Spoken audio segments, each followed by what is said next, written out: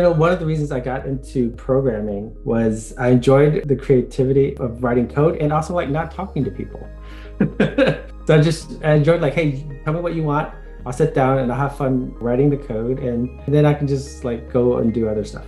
And so, but now with running the community, it's what I do has completely changed. Like everything is about talking to people, right? And there's so much learning involved.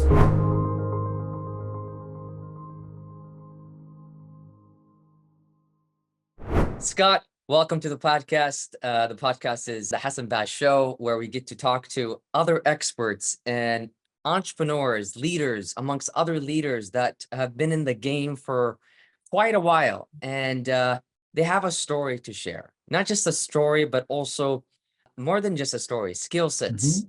And that could help the other person that's listening to this, other leaders, entrepreneurs, executive, employees. Welcome to the show, Scott. Yeah, thank you. Thank you for having me. I'm excited to be on the show. I love being on podcasts. I love it, man. Thank you for being here. Just to give you a quick, for the audience that are listening, a Mhm. quick intro, because this Yep. is something that my team told me about and I wanted to share Mhm. it with the people that are listening.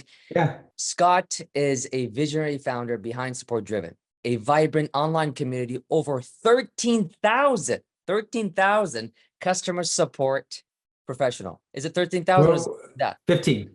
15, guys, Yeah. it is 15,000, not even 13. It expanded to 15,000 customer support driven professionals worldwide, based in sunny San Diego. And also, you have a passion for fostering safe, belonging, and collective learning, led him to create a platform where support professionals can connect, seek guidance, share insights with backgrounds and support expertise. One of the things when you invited me, man, to the event in San Diego, and thank you so much for inviting me, it opened my experience in learning more about support. It's a completely different market. I didn't know about it. Yeah. Yeah. I didn't know that this existed. And I can't wait to share it with people that, guys, there's a whole division that is in leadership and support. It's so exciting. Yes. Yes. Yes. Because I think it's super important, right? And if you think about it, like every business requires support. And so it's something every business deals with. And I think the key thing that has happened, let's say in the past 20 years, even 30 years, was the rise of SaaS. Because now SaaS made that competition, front and center. For example, if Zoom is doing something that you don't like, right? If they failed you in some way, there's plenty of other companies who would be happy to be your video call provider. Exactly. No, 100%, man. Really excited to talk to you about a few things about the support driven, because I think a lot more people need to understand in the world of SaaS, need to understand the how powerful support is, and the department called revenue generating, right? Because Mhm. people don't see as support as a revenue generating, they think as an expense. And as I was there, I learned so much about how support could bring more revenue, more Right, value to the right, customers that right. are in need of help, upsells, downsells, that could Mhm. support more value within the process. Right, It's mind blowing. right, right. So yeah, and I think we're still figuring it out, right? I think SaaS started, a lot of companies focusing on customer support and realizing, oh, well, we need to take this seriously, right? We need to make sure we're doing a good job here. But I think we're still figuring like, well, how does that fit into the business and where does it fit into the business overall, right? Because especially what's interesting, I think now is as we were seeing, investment dollars, with the economy, investment dollars kind of being a lot harder to get, right? And companies focusing on profitability, I think that's going to also continue to drive like, well, that means, you need to focus on retention, right? And keeping the customers that you have rather than in the past when investment dollars were a lot easier to get. A lot of companies were focused on growth, right? So like, put the money into the growth engine, right? And like just grow more customers and we'll figure the rest out later. Exactly. Exactly. That's so interesting, man. I want you to tell us more about how did, support driven come about and how Mhm. did it start? Because it's a whole community, 15,000 people in it, just talk about specific support. All It's right. really cool. I want you to tell us a little bit about the Yeah. story, how it Yeah, started. happy to. So Yeah, please. my background is I'm a developer, right? That's what I've been writing code for most of my career. And I joined a startup in San Francisco back in 2013. And I was the iPhone guy. I wrote the iPhone app, which meant I also supported it. And I could tell I was not very good at it. And so I connected to some local groups and found out there was a conference, went to the conference and started Support Driven as a podcast from the people I had met at the conference. So fun fact, I rode a bus because we were meeting somewhere and the bus was going to take us to the conference location. I sat next to at that time, the head of support at Zapier. Right. And so we were just chatting and he was telling me like, oh, all the stuff that Zapier was doing and like their origin story and how he was connected to the rest of the founders. I had so many interesting conversations while I was at that conference. I just wanted to continue to like meet people and talk about Support Driven. Started as a podcast. And then I had a podcast interview with someone who was head of, was Mike Graff, who was head of customer success at Yammer at the time. And he was telling me about how they connected their customers to each other. And once those customers got connected, they started organizing on their own, lunches and breakfasts and meetups and workshops. And I was like, that sounds amazing. Like these people are just helping each other, they're just self-organizing, helping each other. And I thought that there should be something like that, a community like that for customer support. So that's how Support Driven, the community, got started in 2014. That's awesome, man. And you grew it to 15,000. Yeah. And so, the best thing about kind of like the best and worst thing about Support Driven is that we have never done any like campaign to like drive memberships, right? Or bought ads or do anything to like increase the number of people. It's all through word of mouth, right? Which meant in the beginning, it grew like super slow. Like it was just me and one other person from the UK for 6 weeks. It took us 6 months to reach 100 people. And so, for example, if it was my job to like manage the community, and after 6 months I told you we have 100 people in the community, I probably would have been fired. But because we grew through word of mouth, what's great now is that it's a bit like a snowball going downhill, right? So like as we get bigger and more people know about Support Driven, our growth also kind of accelerates. So now we add 100 people. Certainly it takes a lot less than 6 months to add 100 people. Wow, right? that's awesome. Yeah. And the community started with the spirit of like, let's get together, let's help each other, right? And so as we were growing, that was the key to are we staying on track, right? Is the spirit of the community still there at 100 people, at 1,000 people, at 10,000 people, at 100,000 people? So that's the thing. I know that if that's still happening, then it's still Support Driven. That's amazing, man. And how has, your background, you talked about it a little bit in the beginning here, prepared you for the role of leading the community like that? It actually did not. It did not. Because, one of the reasons I got into programming was I enjoyed the creativity of writing code and also like not talking to people, right? So I enjoyed like, hey, tell me what you want. I'll sit down and I'll have fun, writing the code and, and then I can just like go and do other stuff. But now with running the community, what I do has completely changed. Like everything is about talking to people. And there's so much learning involved.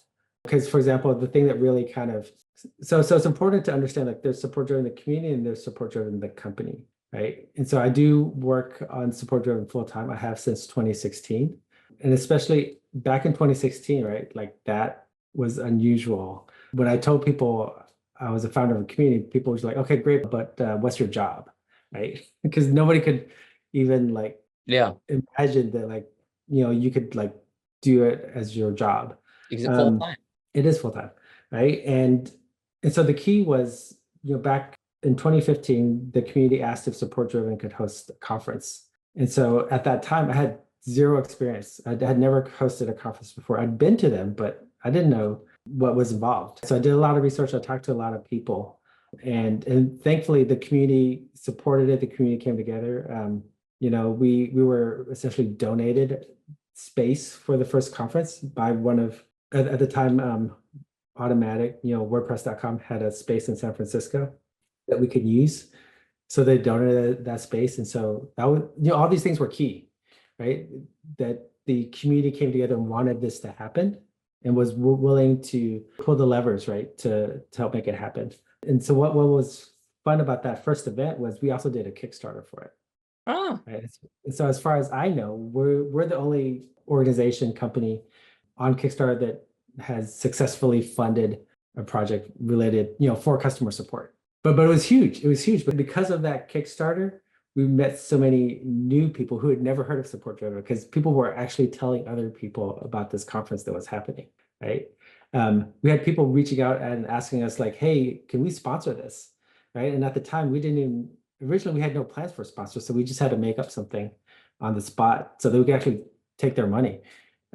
Since then, been working on support driven, full time. that's amazing, man. I want you to, like, one of the things that I loved when I got there, just going on your website and talking about the values that you have created, and I definitely see it. Mhm. You invited me to go to San Diego, and I was there in person. Yes. Can you talk Yeah. to us a little bit about the values of support driven and why each of them are important to the community? Because we're going to be talking more on Yes. the community side, but please go ahead. Yes. So just to give some context, right, for the podcast listeners, Hassan is not far from San Diego, right? And so we had this our conference a couple weeks ago in San Diego, and we were already talking, scheduling the podcast. So I invited Hassan to come out and see it for himself because I do think the best way to understand the community is to see it for yourself, like see the people, or if it's online, see the conversations that people are having online. And so the values are key, right? Because ultimately, especially, all communities are held together by their values because we all care about these things. These things are important to us, right? It's what makes one group of people different from another group of people. Certainly in the professional space, right? Exactly. And so when we started, we didn't sit down and to do a values exercise, right? We were just people who were hanging out and helping each other. But once we hit 1,000 people, I felt like, okay, this is going to get bigger, right? And so not everyone's going to know everybody. So we should tell people like what's important to us. We had a big conversation at that time and came up with 3 values. The great thing, I would say the testament, right, of those values has been that we haven't changed them over the years, right?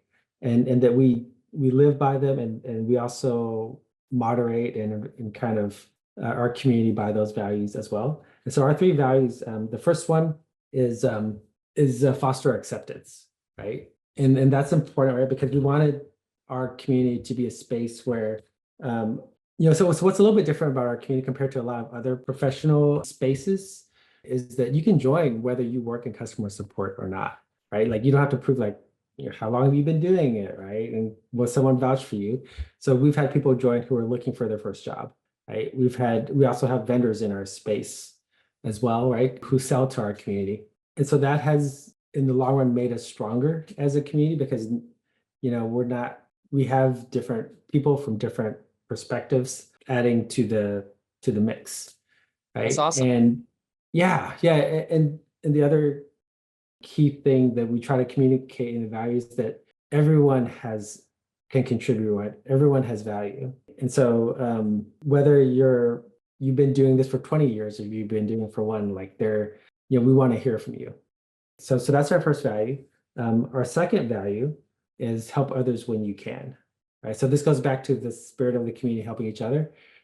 And that, there's lots of ways of helping, right? Because it could be answering a question, it could be connecting people. But the other key point is when you can, right? So it's not an expectation. No one can come to you say like, you're in the support driven community, I'm in the support driven community, you owe me this or you need to do this for me. It's important to acknowledge, right, that when people help, right, that it's a gift, right? And it should be treated as such. And then our third value is around building relationships.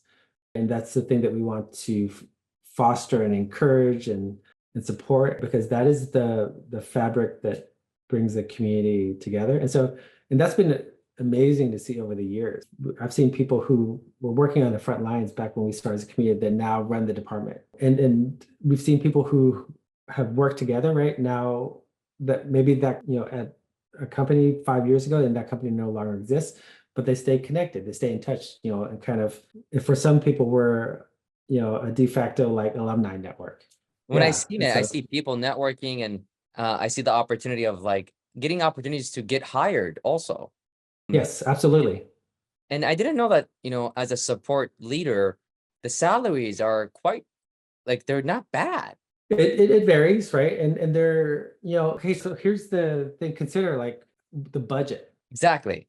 that a support department has, right? Because often, especially for technology companies, which is kind of our background and where a lot of our community members work, they tend to have the most number of people in the company by like headcount. But also if you look at the budget is huge, right? Because you're employing hundreds, thousands, even tens of thousands of people at the larger end of the spectrum. And of course, every software, right, that you need for those people to do their work, right, that also kind of all adds up, right? And so like you have people overseeing or responsible for millions or tens of millions of dollars in budget. That's a lot, man. Mhm. Yeah, because it goes back to like the role, the importance, right, and the role of customer support to a business. Because even if your product is perfect, your customers are still human. They still need help. They still make mistakes, right? And if they can't get any help, right, then why would they stay with you when they'll go to another business that is willing to have a team, right, that helps them be successful.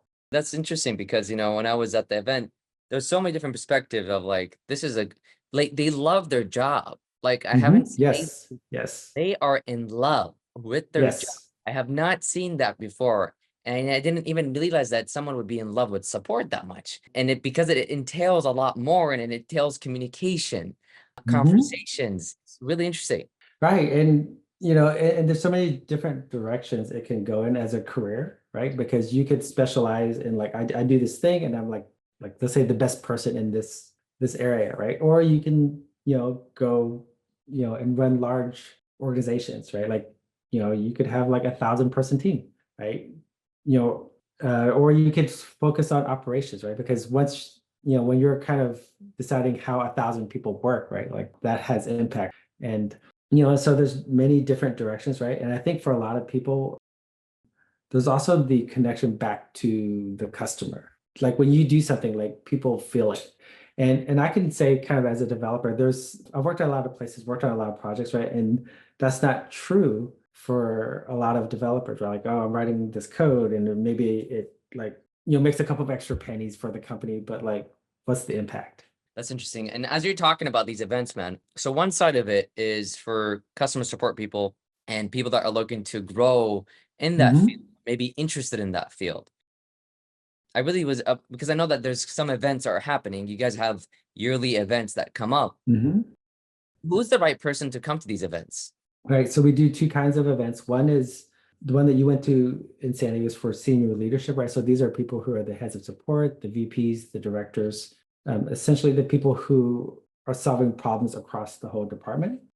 And that one is a more intimate event, right? It's more focused with a lot of we do a lot kind of we build into the event through the activities and the programming ways for you to build connections, right? Because it's not just coming to the event and hearing the speakers, but it's also the relationships and the follow-up conversations. So that's the event. That's one event. The other event that we're doing in Vegas is multi-track, right? And that's really encompasses the whole support department, right? Because if you think, you have 1,000 people, they're not all doing the same thing, right? You need people to specialize, right? So we have tracks there on like support operations, right? We've got tracks on knowledge management, also as well as managing people, right? So that's a great place if you're a new manager or if you want to become a better manager, you're going to meet a lot of managers there, right? If you're specialized in the knowledge management side of thing and the help desks or help docs side of things, right? Like we have a whole track for that. And it's a great place to meet people there and really learn what other people are doing, and really getting better at your craft, right? I mean, that's like having access to knowledge and experience that you would never find. Hmm. I have not seen an event that specifically niched like this, where you get to talk to leaders that are in support and you can have access to them if you go to one Hmm. of these events and you get to have these Hmm. conversations that are like, you start having these eureka moments. I would see everyone having these Yes, eureka moments with, yes, yes. And the reason for that is because, especially even more so as more people are working from home and working remotely, right? Like we tend to just talk to our coworkers all day long, right? And so where are the opportunities to get ideas and hear about other ways of doing things or other ways of thinking things? And that's what the community and that's what the conferences kind of bring to people, right? Of, oh, you do it that way? Well, we hadn't thought of that. Like, how does that work? And what are the like pros and cons of doing it that way? Right. Yes, 100%. And that's so one side of things, these are the types of events that you have. Now, for the right people who might be interested in this and coming, who should, I was there. I Mhm. gained value just by being there and knowing how support could change everything for any kind of company that is in the SaaS industry or other companies that actually the support division could be actually a sales division, but people don't even really see that perception wise. Right. It's a little leak, by the way. And I seen that. So I'm a founder, I'm a leader, I gain value, but who else other than the support leaders and who do you think else should come to these kind of events and have access to leaders that already have experience? Who else? Yeah, I think founders gain a lot, especially if you see your customer support as a competitive advantage, which I think it can and should be for a lot of companies. And then we also have a lot of operational talks. There's a lot of operational leadership people in the room, right? So, talking processes and training and quality. That's the people we draw in, as well as people who are working with their CEOs and CFOs, right, to navigate, to help steer the company, right? Because I think a company is going to be strong when all of your departments, all of your teams work together versus everyone having their little kingdom and fighting against each other.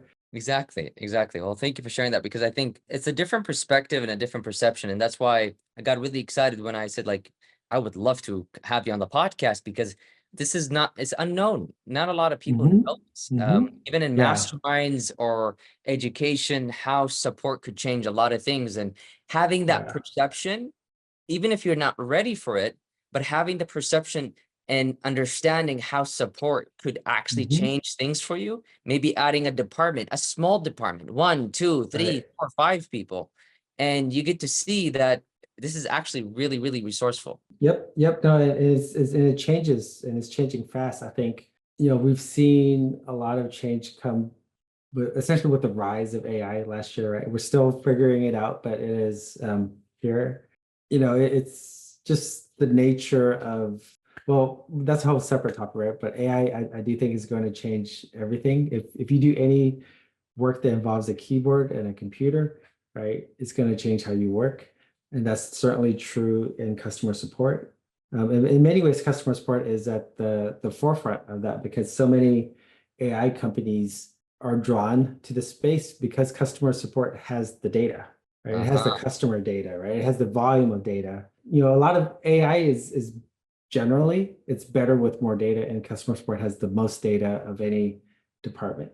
Mm, okay, that's a good one. And where do you think it's going? I mean, is it going to affect the support people? Would it? Or Absolutely, would it absolutely. amplify it? Both. I mean, I think we're still in the middle of the tunnel, right? And so it's hard to know exactly where things are going to land. But right now, it's going in every direction, and some of it's going to like fizzle, right? And some of it's going to stick. Um, but the only thing that's for sure is the way that we work in the future is not going to be the way we worked in 2019. Okay, that totally makes sense. So one of the things I really wanted to run by you also, other than the people Hmm. who come to the event, Hmm. um, there's some sponsors opportunity where people could Hmm. sponsor at your event because I Yep. feel like that's a very Yeah. important. What kind of sponsorship? I mean, if someone wants to sponsor their product, their service, whatever, Hmm. into the events, who are the right people to come and support and sponsor um the event? Yeah. That's a great question, right? Because we do let vendors into our community, right? So like they can be members, they can participate. And so I think it's for us, right? We're always so one metaphor that I use a lot with support driven, right, is to think of it as a community garden, right? Like where different people bring different things to the table or to the garden, right? And they look to get different things out of it, right? So maybe, there's some people coming and they're looking to get a job out of it, right? Other people are coming as a vendor and looking to get customers out of it, right? But the key thing for anyone, right, is that we all have to take care of this common space, right? This common community, this common garden. And so for, companies that want to sponsor with us, that is like first and foremost, right? That respect the community, right? We have a lot of rules around that, and like that you're okay with that. Because going back to just when I was first learning like how do people run events, right? What I saw, out there was some events are run just for sponsors, right? Like they're really designed to be, lead generation, Mm, marketing projects, yes, right? correct. And that's not what we do, right? Because for us, everything is like opt-in, right? And it's all about like the relationship. So companies that value that want to grow with us long term, that want to kind of our community members as customers, right? Should be the ones that sponsor with us. Companies that should not sponsor with us are the ones who look to kind of like just churn through email lists and just like, try to ping everybody with a marketing message, whether they ask Mm, for it or not. Because generally those companies do join our community, and when they start doing that, we warn them, and if they don't stop, we kick them out of course. because they clearly are not valuing the community, right? And not interested in being good citizens of the community. And so we're not the right place for them. 100%, man. So, at least, some people know that they can come to the event Hmm. and also look at, and you come and check the event for themselves, Hmm. but also see if it's a good fit for them to maybe Hmm. sponsor it, because Right. the right relationships could be there, but Hmm. in the right Hmm. way, by building relationships and being educational and Right. relational rather than being pushy and salesy, it's not Yes. gonna bring that Yes. Yeah. So I'll use an analogy, right? Like, let's say if you were hosting a barbecue, right, in your backyard, right? And if I were to come over and say, hey, I sell insurance, and then start like pushing my business card to all your friends, would you invite me back to, to a future barbecue? of course not. Exactly, right? So, but that's what some people do when they join the community, right? And so that's the way to think of it, right? Because the thing is, we are a community. We are literally there to talk to each other. So if you're doing shady stuff, right, or if a company's doing shady stuff, we talk about it, right? And so, we let people know, like the more you do this, the more we're gonna like identify you as a bad actor. Exactly. That's a bad actor, 100%.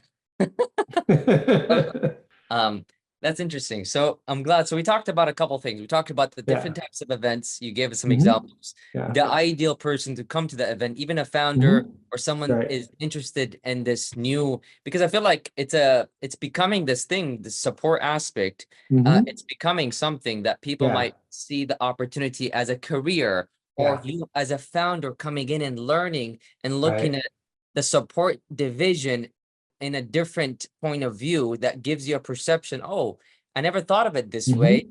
Maybe I Right. could add this to my company.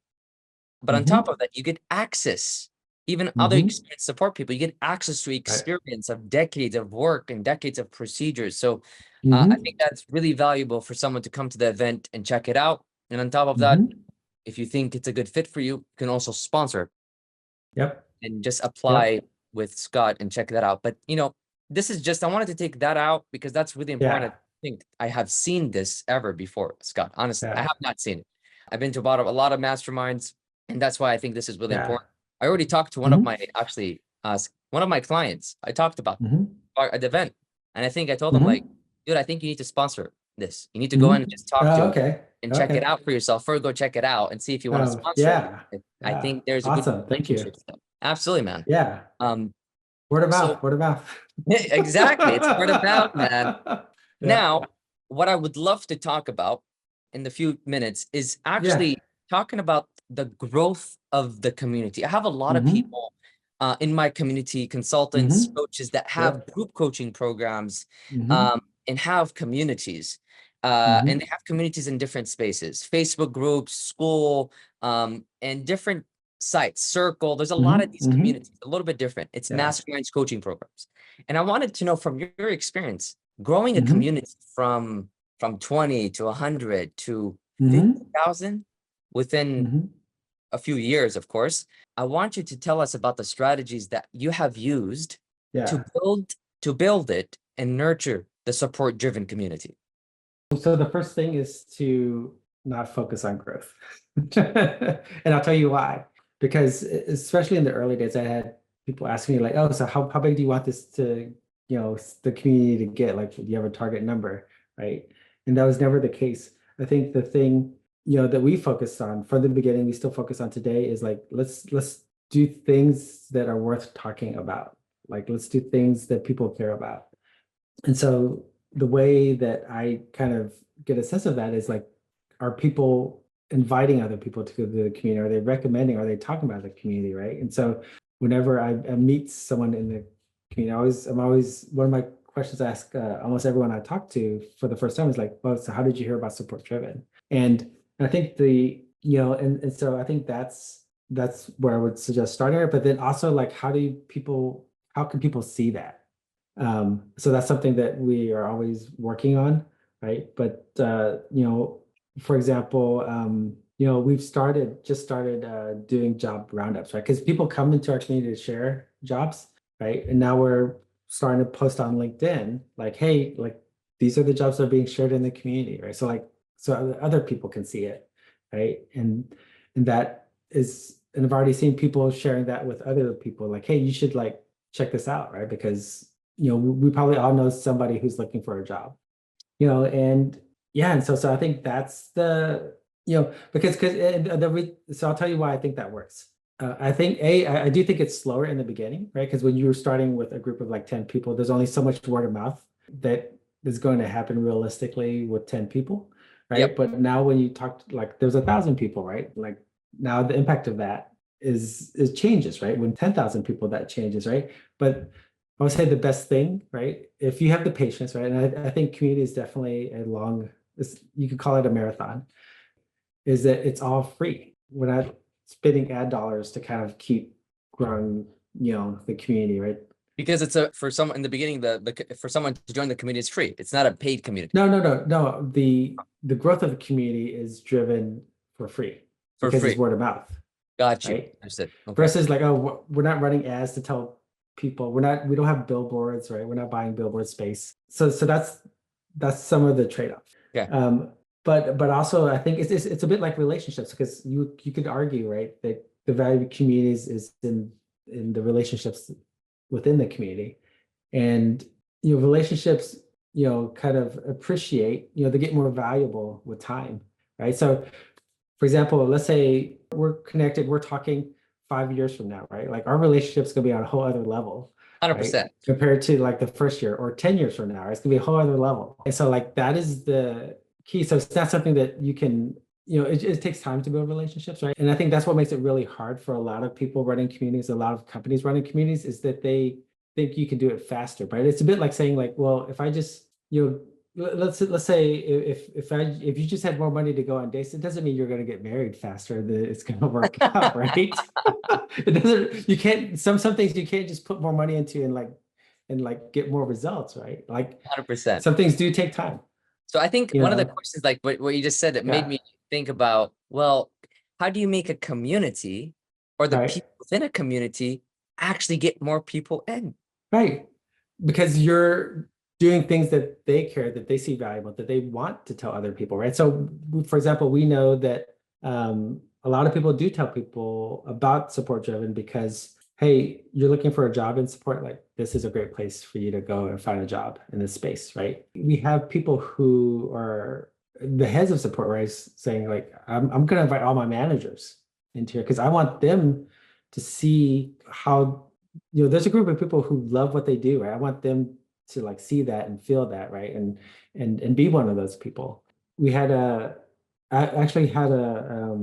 having a conversation with one of our community members. He wants to bring his management team, right? He wants to bring like 15 to 20 his leadership team, which includes a fair number of managers, to the next conference, right? Wow. Because he wants them, to essentially be inspired and be that next generation of leaders. Okay, that's really good.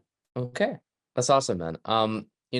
Talking about the growth and nurturing a community, for someone that, let's say, for example, wants to get their first 100 people in their community, what do you suggest for people that want to grow their community? What do you suggest them to do? Yeah, I think, you have to show up and raise awareness that your community exists. And so, for example, in the early days, that was the podcast. So it's continuing to do the podcast. Okay, right? so the podcast, your traffic. In the beginning, yeah, because support driven the podcast existed before the community, right? And like the podcast was the thing we were putting out on a regular basis. Now, the other key thing that we did in those early days was put out a newsletter, right? And so we put out a newsletter so people could subscribe to it, right? And then they could share that with other people, right? So essentially, you have to create, you have to do the work of how are you raising awareness, right? And what are you creating so that people can share with other, to other people, right? 100%. So you had the podcast, you would talk about specific topics around support. Yeah, and then we would promote it. And then promote it. And then you would have a newsletter that would have value information that would support them. And they would be part of the newsletter and then give them the value. I love that. That's awesome. That is so cool. Yeah, and so I think it was like the fundamentals, right? There was I forgot where I heard this, but it's like, imagine you're playing football, right? Like you can get real crazy with some strategy where like people are like throwing the ball to each other, right? And just get real complicated. Or you can just say like, okay, the big guys are in front, we're going in that direction. We're going to run the ball just in one. We're running the ball forward. And so I think with many things, but also in this, get your fundamentals down and then do it consistently. So you were, how long did you do the podcast for? Until I did the podcast until I started doing support driven as a job. Then I just had so much work to do. Wow. I couldn't. Hey, so you were keep really doing the consistent. podcast. You were really consistent. Yeah. That's awesome. So like for people that are listening to the podcast, I mean, and people want to grow a community, I mean, the thing that Scott, you're saying is just consistency and building good, valuable information with awareness. Yes. The other thing I would say that is just as important, right, is do something that you enjoy, because you're going to need to do it when it's not, when you don't know where it's going to lead you, you don't know what the results can be. It's you may feel like you're just kind of like talking to the wind in the beginning. And so it's so important that you enjoy it so that you keep doing it, right? When other people will have given up because they're just trying to grind it out and then they run out of steam. That is so good, man. I'm so happy that you said that, because some people say just focus on what you love, and some people say focus on the skill set and focus on what you enjoy. But sometimes what you enjoy doesn't make you the money, depending what exactly that thing is, but you got to mix it with a skill set. But what I loved what you said is bring the joy within the process and make sure that you're consistent within the process and make sure you're enjoying the process. I would say figure out how to connect the two sides, right? The thing that you enjoy and the thing that's valuable, right? Because it's great if they're exactly the same thing, but they're not always exactly the same thing. But if you can connect the two, you can create value and enjoy it. 100%. What was that thing called? I think Ikigai. I think the Ikigai, where it has all these different things that talk about it and put it. Yeah, that's it. Yeah. The way I understand Ikigai is love what you do, right? So it's less about changing all the different things that you could be doing to try to find that, and just the thing that you're doing now, where is the joy in it? How can you love it? How can you love doing it? That's awesome, man. How do you make your community so exclusive and welcoming, man? It's because of our values, right? And living it. And it's because so many people also live the values. Every person, right, is representing the community. And so it's like, how do you spread your values, or as an organization, as a community, right? And you do it by doing it, right? And then people realize when they come into a space, oh, this is how we do things in this space. Because it's a bit like, I'll just use a kind of very easy example, right? Some households, right, you take off your shoes and some you don't. Yes, right? Exactly. And so when you come in, you look around and you see like, okay, is this a household, right, that takes off their shoes or not? Oh, if it is, great, I'll do that. If it's that, okay, then I won't, right? And so it's important that people see that, right? And so like essentially as people come in, right, that they are exposed to it, that they see it, and then they adopt it, right? So that the next group that comes in sees it, adopts it. It's awesome, man. It also comes from the name. I would also assume support driven. So I do think, we do have a huge advantage because of the type of people that work in support that are coming into the community, right? Like they work in support because they want to help people, right? Exactly. If all they wanted to do was maximize making money, they would go into finance, right? That's awesome, man. That's so cool. That because like Yeah. the conscious, the intent, the conscious awareness, the intention going into an event. What Mhm. is the event called? Support driven support, and you're consciously Yes. thinking about that. So, well, I'm gonna support people as I go to the event. It's Yep. awesome. I love that. That's so cool. Yep. So, as we kind of like as we ending the conversation, Mhm. go ahead. So yeah, as we're ending, I do want to bring up talk a little bit about like the community and kind of like how our philosophy kind of around the community that I think sets us apart from a lot of other similar communities and spaces is we are always looking to do things with the community, not just for them. So it's a bit like I could host a dinner, invite you to it, or host a barbecue, invite you to it, but I would much rather do a potluck. 100%. Right. And so that's what we try to do. And wherever we can find opportunities to do that, whether you're a professional working in this space or whether you're a vendor working in this space or potential sponsor, right? Like look at it like how can we kind of collaborate? Exactly. I love that. And that's one of my favorite actually words. The last 2 years is how, like what you just said, how could we collaborate? It's one of my favorite words, to be honest. Yeah. It has Yeah. Yeah. so much love and joy and gratitude in it. And it's more fun. It's more fun to do things with people in a collaborative like fashion, right? And so yeah, so I'm always open to that. I'm always open to exploring that. And that is a huge part of the fun of being involved in support driven is like, new ideas can come from anywhere, right? 100%. And then we collaborate and now we made something that didn't exist before. I love that, man. Can you share like any specific stories, if on top of mind, if you have some, about, Sure. people that came to the event, been a part of it, thousands of members. What have you Hmm. heard stories that from members who career changed or evolved or a successful story or maybe Sure. got married to someone? I don't know. I am not aware of anyone getting married to anyone. I do think we keep it professional in that sense.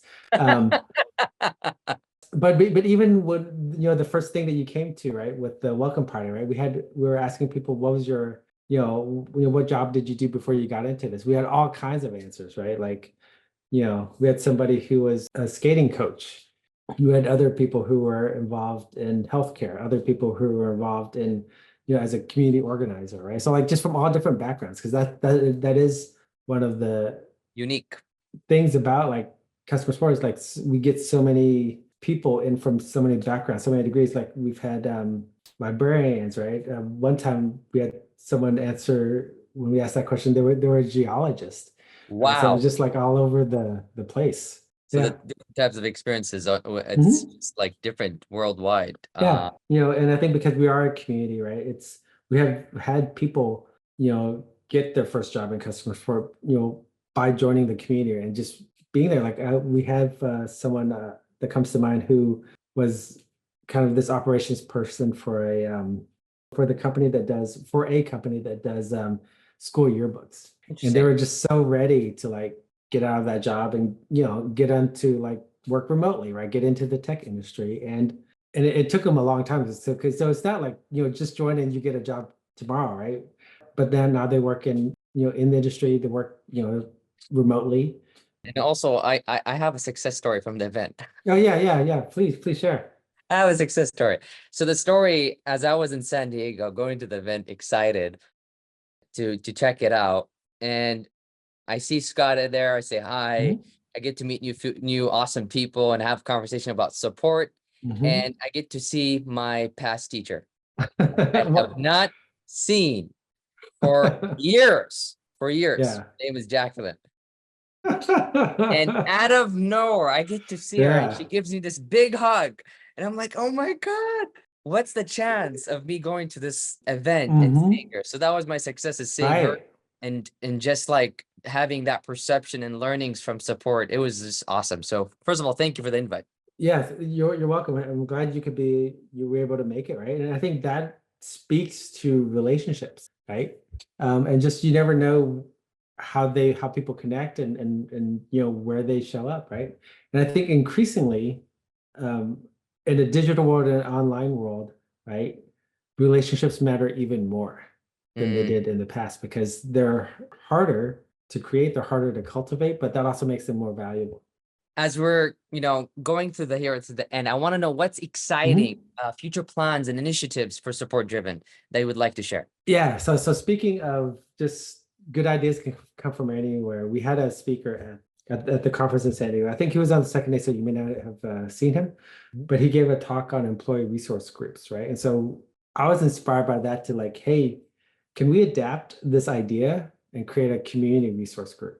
And Hmm. so I made an announcement earlier this week, and a bunch of people raised their hands and said, "I'm interested. Tell me more." And so I've calls set up for like the next 3 weeks with people who are interested in like what is a community resource group and how do I get involved? That's amazing. That's so Yeah, cool. so we're taking the collaboration to another level. Damn, like adding some features to it. Yeah. We're I, we're kind of we're evolving to a more complex, model. I could see that. That's exciting. Yeah. What else happening? If you want to talk about events that are coming up Sure, for the sure. year. We've got our events, right? So I would say if you're curious about customer support, if you're in customer support, if you know anybody, definitely join the community. Check it out for yourself. It's the best way to understand is to see it for yourself, Where can right? people find it? And it's at supportdriven.com, right? So you go there, there's a form that you can fill out on the landing page, right? That will get you invited into the community. Yeah. And I wouldn't say like now is a great time to get into tech, but if you want to get into tech, like customer support is a great way to get in. I am long-term optimistic of tech because there's still so much to do. There's so much value to create. Like, I wish I could do everything online. I wish I didn't have to like fax anybody anything, right? Or even send mail for anything. I would love to do it all digital, right? So like, there's still a lot of more, the tech industry is only going to continue growing. And so yeah, so I think check it out, or definitely check it out if you're into community. And I love talking about community, right? And so reach out to me. You can find me on LinkedIn is a good place if you're not in our community. Of course, if you're in our community, you can always find me more easily there. But if you're building community, if you want to talk about community, reach out. I love talking about. I love thinking about how to build community, how can you bring people together to like create new and amazing things. I think we have to create like a workshop about building community. All It's so right, sounds fascinating. good. And you just already said where people could find you. Any Mhm. last words for the people that are just, learning about this game? I do think especially with AI, so here's one of the drawbacks of AI is that we're going to be drowning in AI generated garbage. Where do you get your information? How do you filter for it, right? Communities are a great way to do that. Like I do use, or I rely on my relationships, or I rely on the community to help me filter about like what's worth, looking into, what's worth talking about, right? What's worth, time, right? And so I think communities are going to be like places where people gravitate to make sense of the world because we're going to be drowning in the AI generated stuff. 100%. I'm going for an AI event like next week in Vegas. I'll be in Vegas. Okay. I'll be Yeah. uh, I'll be going to the event. So Yeah. I if remember you're presenting, right? yes, I'm presenting tomorrow. Yeah. Excellent. Excellent. Yes, excited. Yeah. That being said, man, I just want to say like thank you for your time, man. Thank you for your generosity. Thank you for inviting me. And 100%, I think we're gonna do another segment Okay. into details of that community and what you guys are up to. Yeah, 100%, man. Yeah. You mentioned you're connected to people that are building communities. Like, let's have a conversation. Let's, what are the questions that come up? Happy to share, anything that we're doing, any thoughts on what other people are doing. So yeah, let's do it. 100%, All right. man. Thank you. For the Appreciate it. audience that are listening, you can find Scott at supportdriven.com or on LinkedIn. That being said, thank you, Scott. Yeah, man. Appreciate you. Yeah. All right. Sounds good. Thank you. And that brings us to a close of another episode on the Hassan Baz Show. Thank you for dedicating time to your growth and progress with us today. Each episode is a step toward not just reaching, but exceeding your potential. To ensure you never miss out on another episode or these insights, subscribe to the podcast. For a deeper dive and exclusive content that furthers your journey, sign up for our newsletter at hassanbash.com. That's HASSANBASH.com. And for a continuous flow of inspiration, make sure to follow us across our socials. Your support through sharing our podcast can inspire and empower others in their journey of progress. So let's build a community of growth together. Until our paths cross again, remember every day is an opportunity to learn, to grow, and move forward. Stay curious, stay inspired, and above all, keep progressing. I'm Hassan signing off. Here's to your journey of endless growth.